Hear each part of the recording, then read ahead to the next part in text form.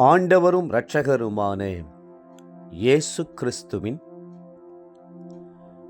ஈடு இணையற்ற நாமத்தில் அன்றன்றுள்ள அப்பம் வாசகர்களுக்கு எங்கள் அன்பின் வாழ்த்துக்கள்.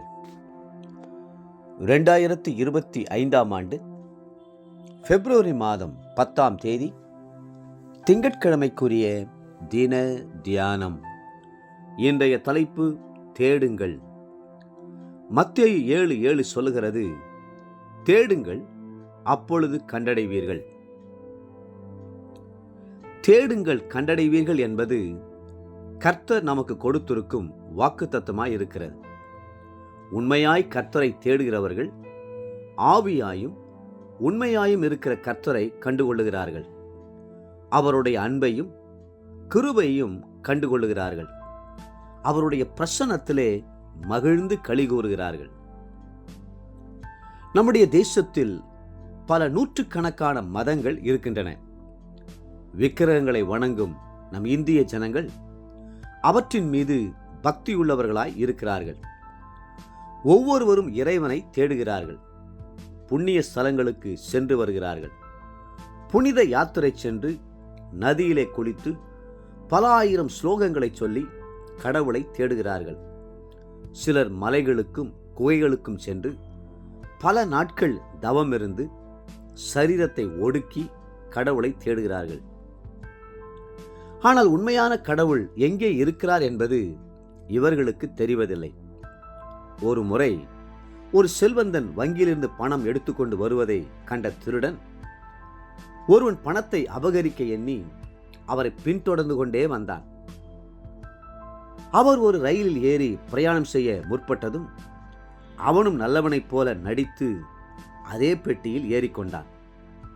இரவிலே அவர் படுத்து நன்றாக தூங்கிவிட்டார். இவன் அவருடைய பணத்தை தேடினான்.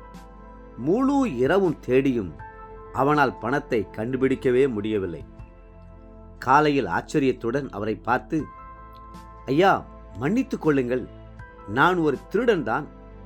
உங்களை பின்பற்றி வந்து இந்த வண்டியிலே ஏறினேன். ஆனால் நீங்கள் மிகவும் திறமையாய் அந்த பணத்தை எங்கேயோ ஒளித்து வைத்து விட்டீர்கள்.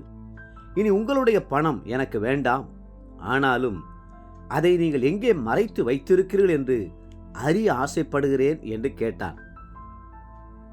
அவர் சிரித்துக்கொண்டே சொன்னார், நீ என்னை பின்பற்றி வந்ததிலிருந்தே நீ ஒரு திருடன் என்பதை புரிந்து கொண்டேன். ஆகவே என்னிடம் இருந்த பணத்தை எடுத்து உன்னுடைய தலையணைக்குள் ஒளித்து வைத்திருந்தேன். நான் தூங்கும்போது நீ தேடுவாய் என்று எனக்கு தெரியும்.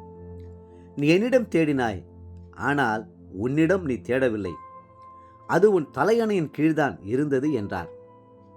அதுபோலத்தான் மனிதன் இறைவனை எங்கெங்கெல்லாமோ தேடுகிறான். ஆனால் இறைவனோ நமக்குள்ளேயே வாசமாயிருக்கிறார். நம்மையே அவர் வாசம் பண்ணும் ஆலயமாக்கி இருக்கிறார். இதோ மனுஷரிடத்திலே தேவனுடைய வாசஸ்தலம் இருக்கிறது என்று வேதம் சொல்லுகிறது. வெளிப்படுத்த விசேஷம் 21:3. நாம் தேட வேண்டியது என்ன? முதலாவது, கர்த்தரை தேட வேண்டும். ஆமோஸ் 5:6. கர்த்தரை தேடுகிறவர்களுக்கோ ஒரு நன்மையும் குறைபடாது.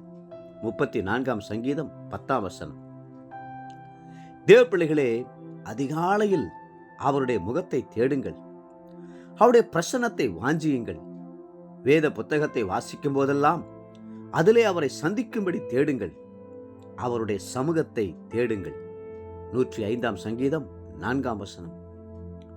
இன்றைய நினைவிற்கு கொலோசையர் 3ஆம் அதிகாரம் 1-2ஆம் வசனங்கள். நீங்கள் கிறிஸ்துவுடனே கூட எழுந்ததுண்டானால் பூமிக்குரியவைகளை அல்ல, மேலானவைகளையே நாடுங்கள். இன்றைய வேத வாசிப்பு காலை லேவியராகமம் 8, 9 மற்றும் 10ஆம் அதிகாரங்கள்.